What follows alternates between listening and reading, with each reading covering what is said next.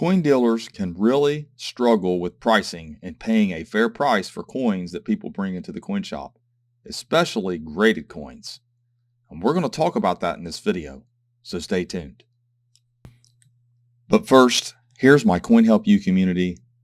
Here's how to post a topic and register for free. I have new tabs up here that you can click on. Very easy to navigate. I'll just click on how to post a new topic and it'll step-by-step in a video.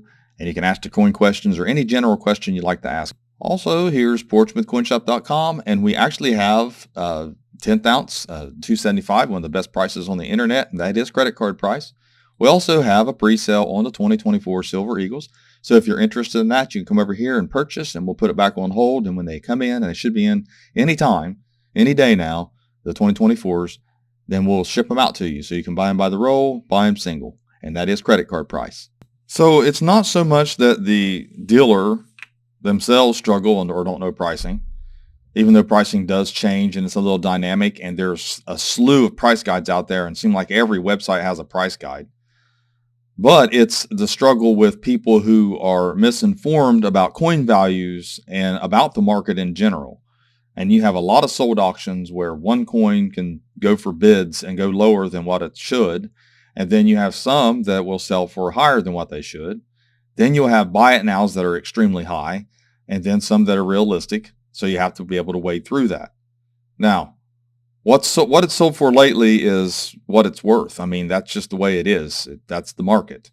Then you have these grading companies that are fake grading companies or ABC grading companies and Alphabet, whatever you want to call them, with lofty grades that people have purchased over the years. They're still in existence, and some of them are still being sold at auction sites. eBay doesn't allow the name to be mentioned anymore, but they're everywhere else. And people are still doing this, overgrading coins and putting them in holders to make them appear more valuable to sell their common coins.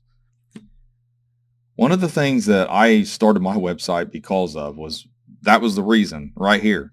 I have over 140 different fake and self-grade grading companies over here on my website.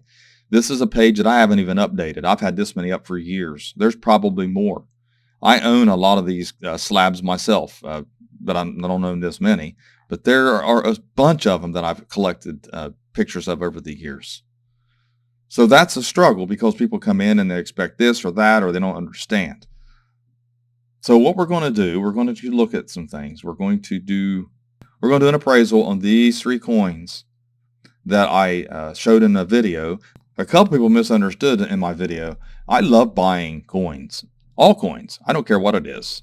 It can be the strangest, the weirdest, and I'm never complaining about buying coins, but the facts are the facts. Values are what they are. I don't control them. I just have to roll with them.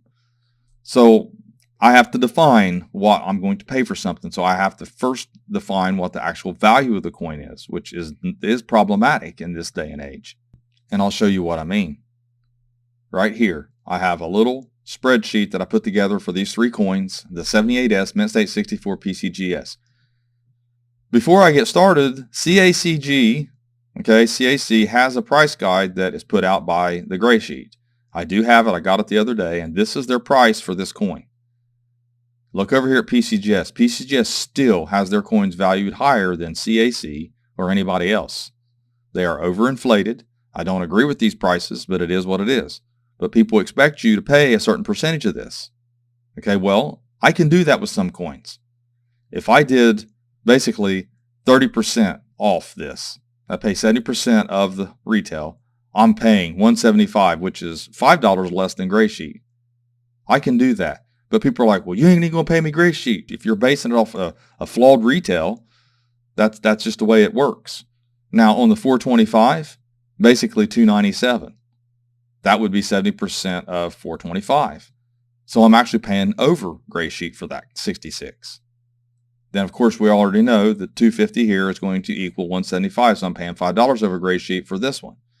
Most people would be acceptable for the 66, but they would kind of balk at these two. Even though this might be $5 over, they might go ahead and do it. But my main point here is NGC is 150, 335, and 225. What if they're in an NGC holder? Then I've got to go even a lot less than Greysheet because it's already listed less than Greysheet on NGC. So NGC doesn't always update their values. Some of them are 2020, some of them are 2018. So NGC's retail is literally less than Greysheet wholesale. If that's not a problem or hard to price a coin when someone sees that, it is. It's very difficult. So you have to go to Heritage or wherever and find out what this is selling for. Maybe eBay sold buy it now auctions to find out what this is selling for in an NGC holder. Even though this is a PCGS coin, not all coins come in a PCGS holder. So I have to deal with it with all the companies. ANACS is the same.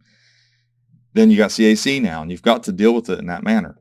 So look at CPG Greysheet.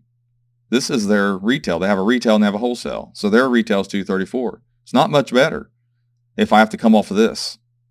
And it is pretty close to this or less than this. Same thing with all the rest of them. Look at the pricing here. I mean, the highest is PCGS. So everybody that has a PCGS coin wants me to go basically 70% of this or 20% of this, whatever it might be. And you can do that when it's a very high grade coin. When you got a coin that's going to go for a few $1,000s or a couple $1,000s, you can go higher than the 70% because you're going to make up for it. But when it comes to coins that are only worth a couple $300 or $400, it's not as beneficial. You have to have a certain level of percentage that you pay for it so that you can make something on it. I'm not even charging full retail for the coins that I sell. I even run sales 10% and 5% off all the time.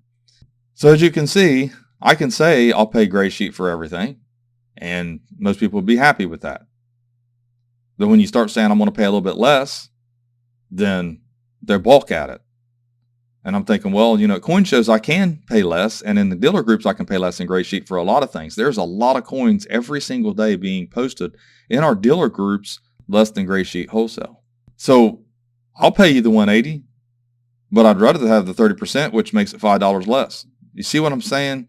It's very difficult to value coins based off of all these. So Numismedia and CPG, they're supposed to be the averages of all the grading companies or all the values that things have sold for lately. They're independent, whereas NGC is for NGC coins, PCGS is for PCGS coins, CAC is for CACG coins or CAC coins. These two are supposed to be the independents. But I will tell you this, I'm just using 3 coins. But when you start doing several coins and multiple collections or multiple coins in a collection, this even gets worse. Sometimes this is too high. Sometimes this is too low. So to be fair to someone, the best thing to do is to find out what it's sold for lately and just stick with that price, whether they think it's a low ball or not. You can't help it. You have to make money buying coins if you're going to be a coin dealer. And as fair as you can be, as honest as you can be, you still are going to fall short sometimes trying to do percentages and trying to figure this out, trying to price each one of them. So hopefully that'll clear it up a little bit, because if I'm doing, like I said, 30% off of these is what I'm paying, 70% of the retail, it's problematic. You can get to the point where you're really lowballing someone. If I did Numismedia on this coin right here, this 65, and I offered the 70%, you're talking about way below Greysheet.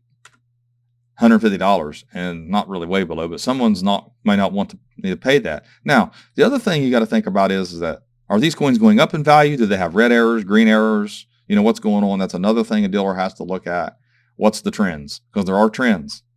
So I'm thinking my best solution probably is to go with the average. So for the 18850 Mint State 65 PCGS, I can do the 250 plus 225 plus 221 plus 215 plus 247, and I'll divide that by 5 of them, and that comes to 231.60. So the average price of all the price guides is $232, and I can basically go with 70% of that and offer 162.